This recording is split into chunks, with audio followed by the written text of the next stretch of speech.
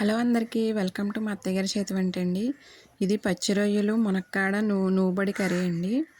ముందుగా onions cut చేసుకోవాలండి. 2 onions, పచ్చిమిర్చి, కరివేపాకు వేసుకొని ఫ్రై చేసుకోవాలండి. చిటికెడు పసుపు వేసాము. సాల్ట్ కూడా ఒక స్పూన్ వేసుకొని ఫ్రై చేసుకోవాలండి ఆనియన్స్. ఉప్పు పసుపు వేయడం వల్ల ఆనియన్స్ తొందరగా ఫ్రై అవుతాయండి.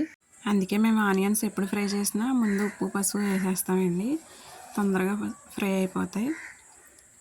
బాగా ఫ్రై చేసుకోవాలండి ఆనియన్స్, పచ్చిమిర్చిని. ఈలోపు పచ్చి రొయ్యల్ని బాగా వాష్ చేసుకొని ఉంచుకోవాలండి. పచ్చి రొయ్యలను వాష్ చేసి ఉంచుకొని మునక్కాయ ముక్కలు రెడీ చేసుకోవాలండి.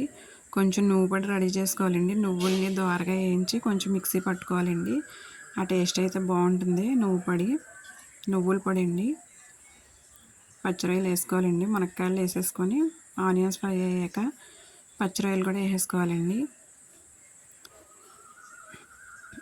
ఇవి ఫ్రిడ్జ్లో పెట్టి ఉంచామండి.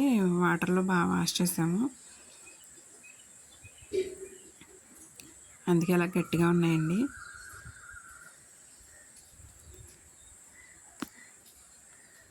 కాసేపు మూత పెట్టుకొని ఉంచుకోవాలండి. ఈ రొయ్యల్లో వాటర్ అంతా వస్తుంది కదండి. కాసేపు మూత పెట్టేసుకొని అలా ఉంచుకోవాలి.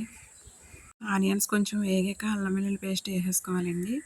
తర్వాత మునక్కాయ ముక్కలు, ఈ పచ్చి రొయ్యలు వేసుకోవాలండి. 2 స్పూన్స్ కారం వేసుకోవాలండి. కారం వేసుకొని అలా తిప్పుకోవాలి. 2 స్పూన్స్ మసాలా పొడి అండి.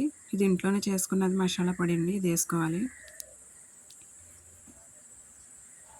వేసుకొని ఒకసారి తిప్పేసుకోవాలండి. దీంట్లో కొంచెం 2 గ్లాసెస్ వాటర్ పోయాలండి. వాటర్ పోసి దగ్గరికి ఎగరనివ్వాలండి. కర్రీ దగ్గరకు వచ్చే వరకు చూసుకోవాలి. వాటర్ పోసేసి మూత వేస్తే అది మగ్గుతుందండి. కర్రీ బాగా ఉడుకుతుంది. మునక్కాయ ముక్కలకి ఫ్రాన్స్ ఫ్లేవర్ పడుతుందండి. బాగా అలా బాగా ఉడుకుతుందండి.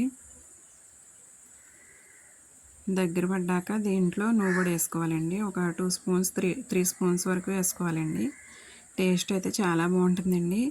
ఈ రొయ్యల ఫ్లేవర్ అంతా మునక్కాయ ముక్కలకి పట్టి చాలా బాగుంటాయండి. మునక్కాయ ముక్కలు అయితే చాలా బాగున్నాయి తినడానికి. ఇలా వంకాయలు వేసుకోవచ్చండి, ములక్కాయలు వేసుకోవచ్చు. బాగుంటుందండి కర్రీ. నువ్వు కూడా వేసుకోవాలండి. అలాగే 3 స్పూన్స్ వరకు వేసుకున్నాము.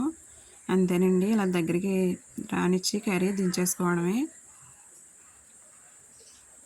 టేస్ట్ అయితే చాలా బాగుందండి.